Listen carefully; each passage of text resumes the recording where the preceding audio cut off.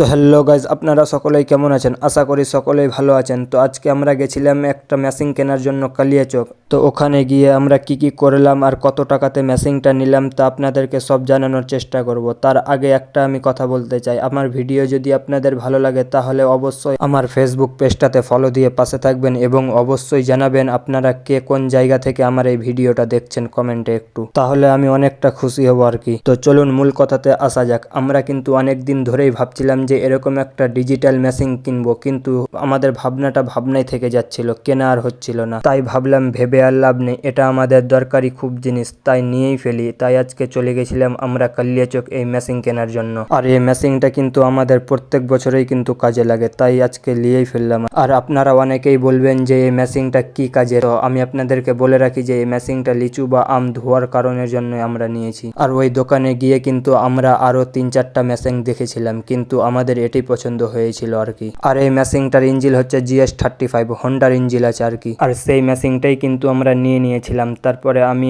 ওদের কাছ থেকে কিন্তু পুরাটা জানার চেষ্টা করছিলাম যে কেমন করে মেশিনটা অন বা অফ হয় এবং মেশিনের স্পিডটা কেমন করে বাড়ায়, সব কিন্তু আমি জেনে নিচ্ছিলাম তাদের কাছ থেকে। আর আপনাদেরকে আমি বলে রাখি যে আমরা এই মেশিনটা এবং এই মেশিনের সেটের 100 মিটারের একটা পাইপ নিয়েছিলাম। টোটাল আমাদের দাম পড়েছিল 10,800 মতো। তারপরে আমি তাদেরকে টাকাটা কিন্তু পেড করে দিচ্ছিলাম আর কি। তো আজকের ভিডিও এখান থেকেই, আবার দেখা হচ্ছে সামনের ভিডিওতে।